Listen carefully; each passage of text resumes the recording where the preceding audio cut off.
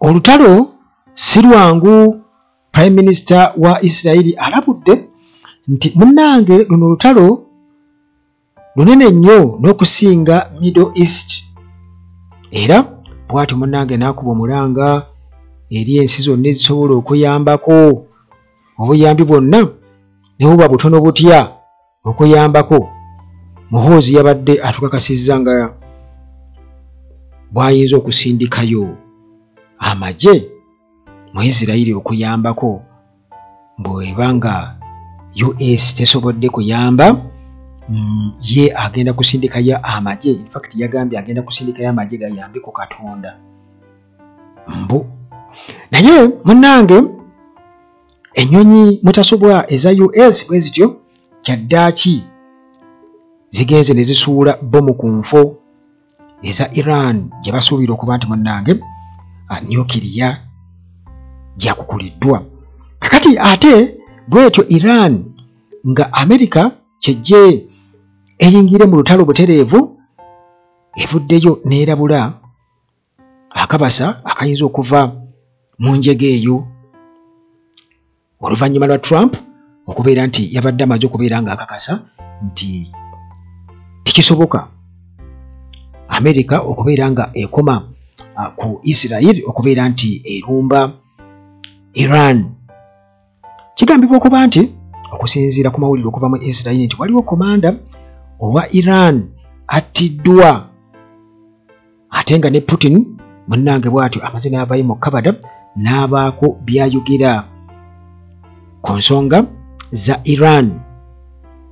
ne Israel. Nyukiriya afuuse nyukiriya, era nga munnange oyinza okwebuuza nti lwaki nyukiriya, era nga omuntu yenna oba ensi yonna yateeberezebwa okubeera nti ekola nyukiriya, lwaki tebagikkiriza ate nga oboolyawo ezo ezigaana ensi okukola nyukiriya ate zo munnange zirina nyukiriya. Kakati nga tetunnaba kubeera nga tulaba ebirala byonna, olutalo bw'atyo Prime Minister wa Israeli atukakasiza n'atugamba nti si lwangu yadde n'akamu, olutalo lugenda mu maaso wakati wa Israeli ne munywanyi waayo Amerika nga bagezaako okubeera nga bafutiza Iran. Agambye nti si lwangu yadde n'akamu kubanga bagamba munnange oba ogoba musajja munno oleka mwezi n'akuzza. Bw'atyo ne yeegayirira ensi zikirimaanyi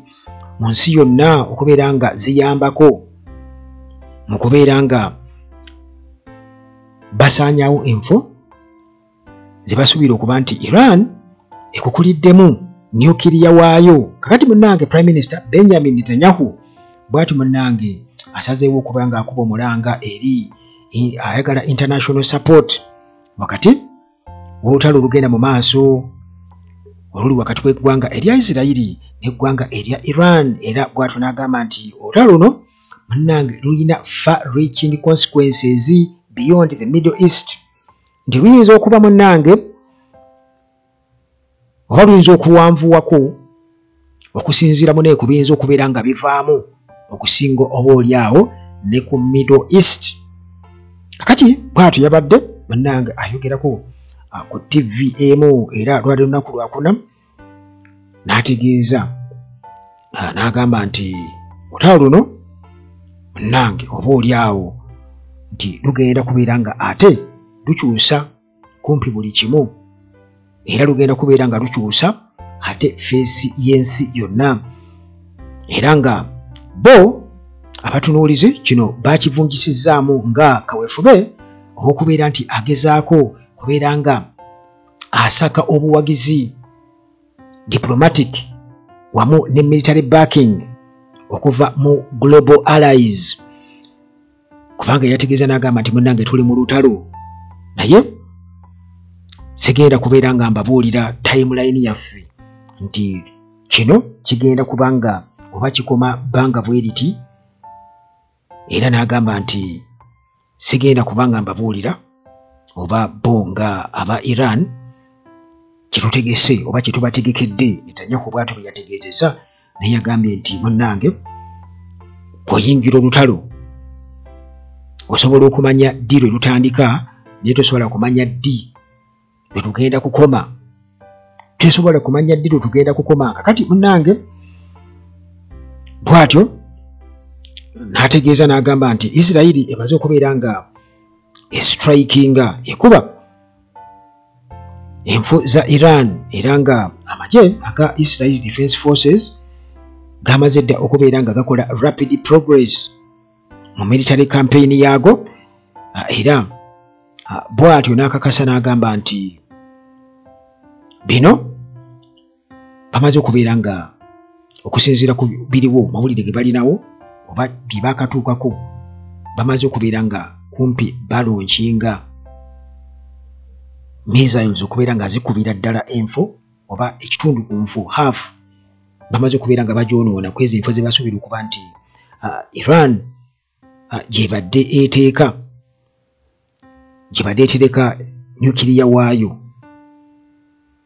mu bbanga eriise emabega kaawo bamaze okubeera nga half w'enfa ezo bazikuba kitegeeza nti bakyabulizaayo ddala. Kakati munnange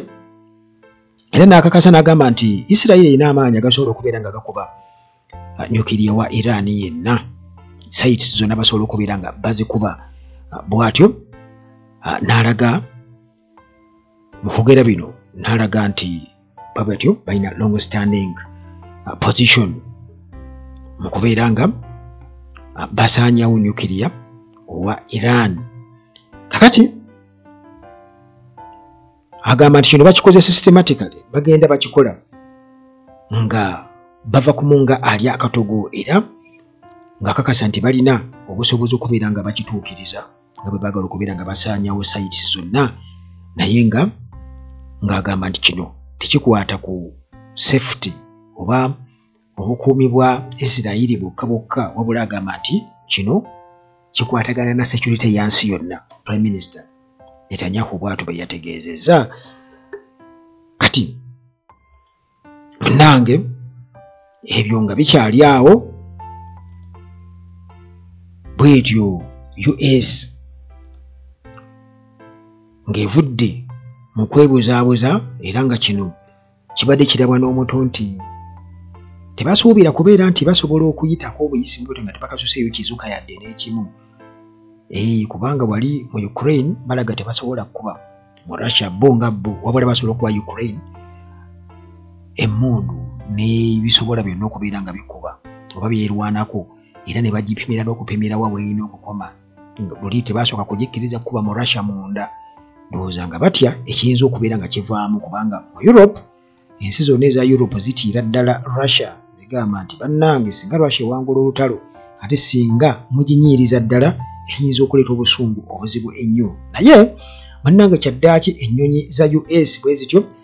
zimutasobwa zaagenze ne zisuula zibbomu namuzisa ku nfo za Iran era bwe basuubira okuba nti mwe mubadde musinga nyukiriya. Kakati nekikakasibwa nti munnange bwe zityo warplanes zabadde zimaze okubeera nga zisuula zibbomu zinamuzisa ku nfo za Iran era nga okusinziira ku bifaananyi byetwalabyeko byabadde bikakasa bukakasa muganda wange nti babadde bamaze okubeera nga ate basindikayo.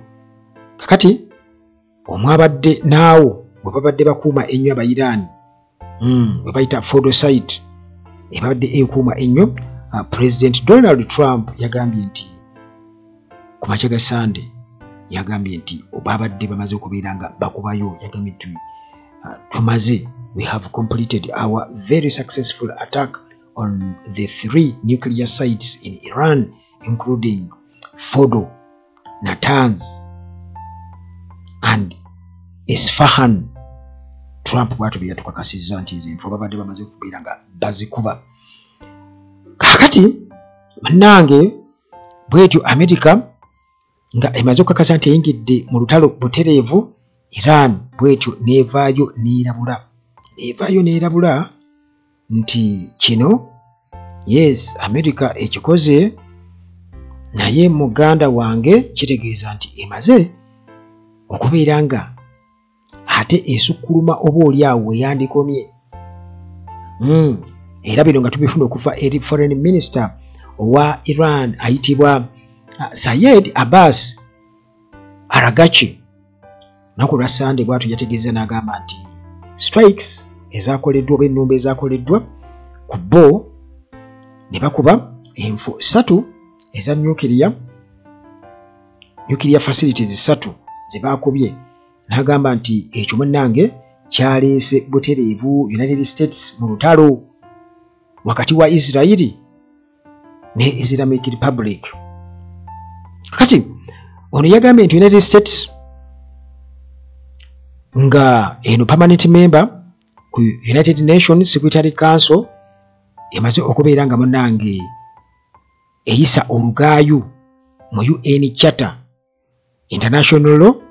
and the NPT bwe yasazeewo okubeera nga erumba peaceful nuclear installations. Bwe bagamba nti nuclear waabwe talina buzibu, bamukozesa mu bintu birala nnyo, naye kati bano basazeewo okubeera nga munnange bajja butereevu America nejja neyingira nekuba. Kati bw'atyo n'agamba nti ajjukira nti Aragachi ono abadde y'omu ku abo abali mu negotiations mu nteesaganya za nuclear. Bw'atyo byetadde ku mukutu gwe ogwa X ng'atugamba nti munnange event eno ebaddewo ku makya ab'olunaku lwa Sande nti munnange ebadde mbi nnyo era nga eno egenda kuba ne kibayita everlasting consequences. Tebigenda kukoma wano, bigenda kulandira ddala. Era ng'agamba nti buli member owa United Nations alina okuba nga munnange abagulizibwako ku kintu kino eky'obulabe ennyo era ekimenya amateeka era ye kyayita okubeera criminal behavior. Okuzza ogwa Naggomola mu nneeyisa America kyekoze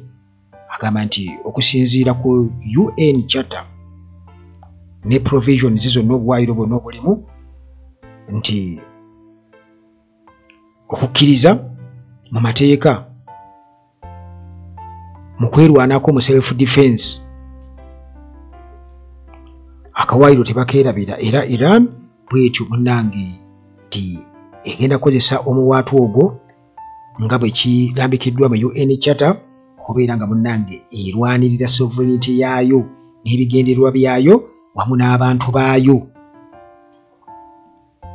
Bulabula era nga munnange agamba nti bigenda kuba ne everlasting consequences. Kakati munnange Trump nga bwe yabadde atukakasizza n'atugamba nti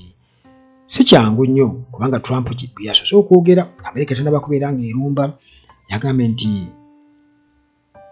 kigenda kuba kizibu nnyo okubeera nga basaba Israel okubeera nga erekeraawo air strikes ennumba zaayo ez'omu bbanga ku ggwanga erya Iran nga bwe bagezaako okubeera nga banoonya diplomatic solution okusobola okubeera nga bakomya conflict. Naye kati nsuubira okuba nga ate munnange kajjampuni abalagadde mu bbwa bamaze dde okubeera nga ebbwa ate bayiwako omunnyo okwongera oba bayiyeeko kaamulali. Kati Trump bw'atyo bino byonna yabyogedde era nga yabadde ali ku golf course ye mu New Jersey era nga ono yasinzidde okubeera ng'agamba nti ensi za Europe kaweefube bwe zigezaako okubeera nga ziteekamu mbu bateekawo enteesaganya eri diplomatic ne Iran, n'agamba nti bano kino tekisobola kubeera nga kiyamba yadde n'akamu kubanga Iran teyagala kwogera na nsi za Europe eza Bulaaya nti baagala kwogera bwogezi na US. Mbu Europe tegenda kubeera nga eyamba mu nsonga eno. Trump bw'atyo bwe yategeezezza kitegeeza nti munnange alinga baga nti babiveemu mukole byammwe zino ensonga temujja kubeera nga muzisobola. Kakati munnange okusinziira ku US State Department spokesperson Tony Bruce ono yabadde atugambye nti mu kusooka nga US n'akubeera ng'erumba yagambye nti tanaakubeera ng'ategeera nti oba administration ya Trump egenda kubanga eteeka amaanyi mu kya ceasefire mu ky'okussa wansi emmundu wansi wa Israeli okusobola okukkiriza US ne Iran nuclear talks okubeera nga munnange ate zigenda mu maaso. Yabadde tanaakubeera ng'akikakasa naye ate munnange oluvannyuma ne tulaba nga kirabika ate America eyagala kusooka oba kubeera nga ekubira ddala bajjewo ndowooza kye balowooza nti kyekibadde ekizibu ate ndowooza basooke badde mu nteesaganya so nga ate Iran yagamba nti okuva lwe bakoze ekyo kiba kitegeeza nti ate kati babyonoonye bwonoonye babyonoonye bwonoonye. Kakati munnange bw'ati era yatukakasiza n'atugamba nti ye tayinza kutubuulira kikiriwo tayinza kutubuulira kikiriwo era yagambye nti eggwanga erya America oba linaayingira mu nteesaganya n'eggwanga erya Iran okulaba ku ki ekiyinza okubaawo tayinza kugamba oba kigenda kuba kitya oba kitya. Bruce bw'atyo bwe yagambye era munnange yabadde mutuufu twalabye bulabi ng'ate eggwanga erya America bwe lityo munnange lisitula ennyonyi zaalyo zimutasubwa okugenda okubeera nga ate zeetuukirayo nazo nti naffe twakubira ddala awo wennyini ng'era Netanyahu bwe yabadde asabye nti America ejje eyambe. Kakati munnange okusinziira ku mawulire jjukira nti bano bo ng'aba Israeli bo already balina limit ku bannamawulire oba ku media houses ewaabwe biki bye baripootinga ne batalina ku ripootinga tomala ga ripootinga buli kimu babaako bye babaga nti mu ripootinge n'omuwendo gw'abafudde tebagwogera gwonna so nga ate eri bo ate batubuulira butereevu ebigudde mu Irani. Kati bano batugamba nti already amagye ga Israeli ag'omu bbanga gabadde gasse ate UAV commander wa Iran bwe bati babadde batutegeezezza era nga bano nti nga bamaze okubeera nga balumba wabaddewo ayitibwa Amin Judaki ono commander owa second unmanned aerial vehicle unit mu Revolutionary Guard Air Force eya Iran. Kakati mbu amagye aga Israeli mu nnumba ze gakoze gabadde gamusse naye nga bekugambye nti already amagye ga Israeli garipootinganya ebigwa mu Iran okusinga ate ebigwa ewaabwe so nga atejjukira nti ne Iran tetudde era yayimukiddemu dda already yayanukudde dda yasudde dda naye munnange misailo zimutasubwa mu ggwanga erya Israeli newankubadde nga America yakubye Israeli nayo nejja nayo kuba feezi endala naye ate ne Iran nayo already yazizzaayo dda teri kuzikiza. Kakati munnange tubadde tuli awo Putin n'abaako byayogera nga atukakasa ku biki ebigenda mu maaso kubanga abadde asirise. Kati Putin agamba nti Iran already bwe batyo basazeewo okubeera nga bagumya obukulembeze bwabwe bo nga bo wamu n'abantu okubeera nga bali wamu n'obukulembeze bwabwe era nga bawagirira ddala Ayatollah. Kakati ono agamba nti kitulaba mu Iran leero nti tulabira ddala internal political process egenda mu maaso era nga agamba nti already alaba consolidation of the society around the country's political leadership nti bano balaga bali wamu ng'ekitole nti abantu n'obukulembeze bali wamu ng'ekitole. Bino byayogeddwa munnange president wa Russia Vladimir Putin bw'atyo yatutegeezezza n'atugamba nti society eya Iran emaze okubeera nga munnange eraga nti bali wamu ne Islamic Republic's leadership era n'asaba nti okusinziira ku biriwo ebya Israeli okugamba nti nno waliwo oba wayinza okubaawo okukyusa regime kubanga Israeli yetugamba nti wayinza okubaawo possibility eya regime change mu ggwanga erya Iran,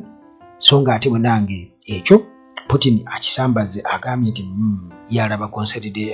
consolidation, alabira ddala nga munange nti Iranian society consolidates around its Islamic Republic's leadership. Talabawo nti oba oliawo regime esobola okukyuka, kubanga ekijjukira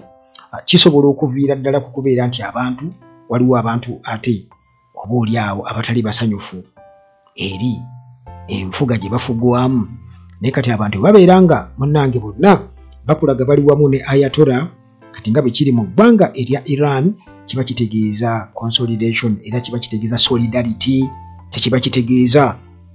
nti abantu babeera wali wamu. Kakati abantu abo munnange okubeera nti obasuubiramu regime change kiyinza okubanga si kyangu yadde n'akamu mpozi nga gugenda ku gavumenti ogiwambe buwambe,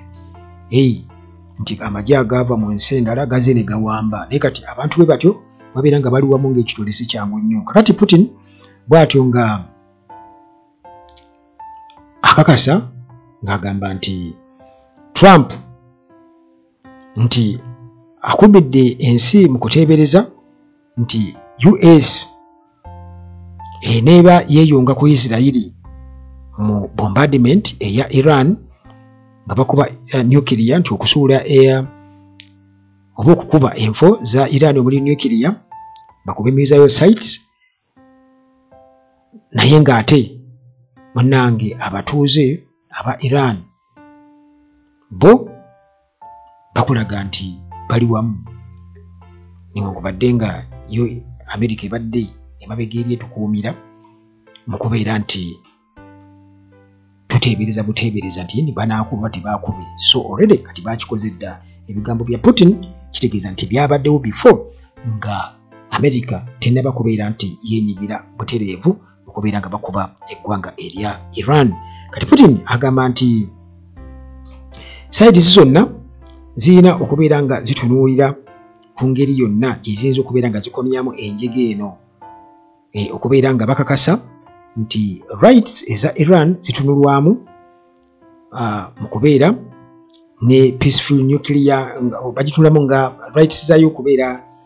ne nuclear mu ngeri ey'emirembe wamu ne Israeli n'eggwanga lya ne rights zaayo oba eddembe lyayo okubeera nga nabo ate nabo security yaabwe etunulwamu unconditionally, ewatali bukwakkuliza okubeera nti nabo beeraliikirira nga munnange Jewish state, nti Iran newankubadde nayo munnange esobola okuba ne nuclear mu mirembe yekyategeeza ekyo nakyo kirina okuba nga kitunulwamu, so nga ate ne position eya Israel erina okuba nga etunulwamu, nti nabo munnange tebalina kubeera nga ate security yaabwe ebeera awo nga yeeraliikirira eri ku bunkenke olw'amawanga amalala gyerisuubira nti nate gasobola okubeera nga ate bwe gafuna amaanyi agatali checked gasobola okubeera nga gabalumba okubeera nga bacekinga security yaabwe. Wabula ye Putin agamba nti underground facilities eza Iran zikyali intact, tezinnakwatibwako, nti underground factories zaabwe zikyaliyo, tewali kyazituuseeko. Putin bw'atyo bwe yategeezezza n'agamba nti sides zonna zirina okubeera nga munnange zitunuulira mu ngeri gye ziyinza okubeera nga zikwasaganyamu embeera eno mu ngeri y'ekisajja kikulu ewatali kubeera nga ate wabawo kyekubiira nti balina okutunuulira interests oba Iran byetunuulidde ne Israel byetunuulidde byo nga bye bakulembezanga ebikulu. Interests za both sides zirina okuba nga zitunulwamu basobole okubeera nga batuuka ku kukkaanya.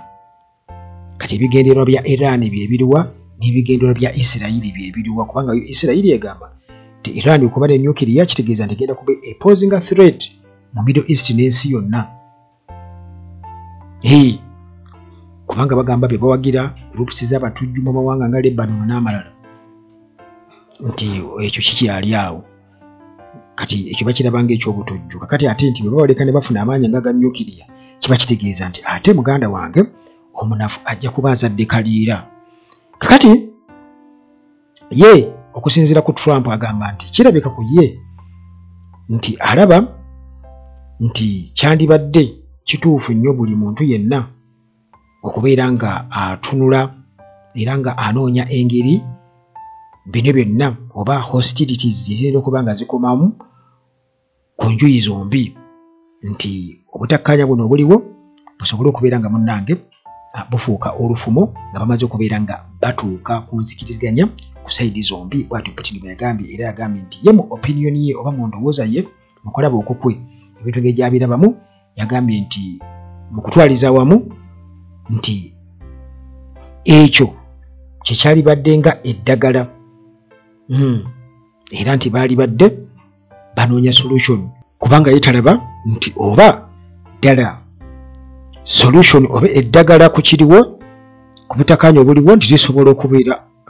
okubula alaba eddagala weeriri. Kati nno munnange Deputy Foreign Minister owa Russia Sergei Lavrov ono bw'atyo yatutegeezeza n'atugamba nti Moscow yo yabadde munnange egamba United States ereme kubeera nga ekuba Iran, ereme kustrikingamu Iran kubanga nti kino kisobola ate okubeera nga kigenda kukyusa ebintu mu Middle East mu negative side. Era bw'atyo n'abategeeza nga spokesperson for owa foreign ministry eya Russia mu kulabula nti Israeli okukuba mu Iran okuba nuclear facilities kino munnange kireetawo obunkenke obw'amaanyi obuyinza okuvaako emmanduso eya nuclear. Kiyinza okuleetawo enjiga ya nuclear nti muyinza okukubayo muganda wange ate ne mwesanga nga muleeseewo embeera enzibu ennyo. Kakati munnange mu buufu obwo ne tulabika nti kumpi tusemberedde abamu kye balaba nga World War III ssematalo owookusatu era nga ensi munnange ezirina nuclear ava ku kalumanywera ziwerera ddala evuddeko nti enjega eriwo wakati wa Israeli ne Iran okubeera nga munnange ate ewanvuwa. Kakati munnange Israeli olutalo luno lweruto munnange lugendedde ddala mu nnaku ezisukka mu 10 era nga obutakkaanya buno kugambye buva ku kukola nuclear ate nga ensi wetuli essaawa eno nga 9 ensi 9 mu nsi yonna zezina ebyokulwanyisa bya nuclear. Israeli weewuunye yimu ku zo ezirina nuclear ate nga Iran yo munnange bwetyo enoonya buneewonya nayo kubeera mu position epozeesinga nuclear. Ku sayidi endala Russia, United States bano bo omugatti balina ebitundu 9 ku buli 100 ebya nuclear ow'ensi yonna alimu era nga bano muganda wange kyovula olaba nga babalaba nga bannantameggwa era balina kukwatibwa ng'ekyatika kubanga okubeerawo ka nuclear kintu kya bulabe nnyo eri humanity, si kirungirire n'akamu. Kakati bano kyovula olaba nga bagamba nti singa Iran nayo bwetyo efuna amaanyi aga nuclear nti bano bayinza okumukozesa obubi, nti bayinza okufuuka threat eri amawanga aga Bulaaya, Amerika, kubanga juzi Netanyahu yali agamba nti lwaki Iran yandiyagadde okubeera nga ekola missile ekuba mu Africa, ekuba mu Europe, oba oliawo n'okunoonya ekuba mu Amerika, lwaki? Naye nga Israeli yo ekyali mu nnumbagana zaayo zeekola ku Iran, kugambye ne Iran naye tetudde nga bano bagamba nti Iran okuzimba amaanyi ga nuclear kiba kitegeeza nti eba efuuse kyabulabe eri amawanga gagyetoolodde n'ensi yonna naye nga yo muna gavumenti ya Iran bino byonna ebyegaana terina nuclear oyo gwe balowooza nti emulina era n'ebyo bye bagisibako oba byegamba bye bagisibako matu ga mbuzi kugiriisango. Okuzimba nuclear power kati kyekiriwo nti ensi munnange singa eba erina nuclear kiba kitegeeza nti eba efuuse kiri maanyi, eba efuuse eggwanga linnantameggwa eritamala gatiisibwatiisibwa. Kakati munnange kino newankubadde nga ate era kiba against the desire of humanity, naye nga nuclear weapons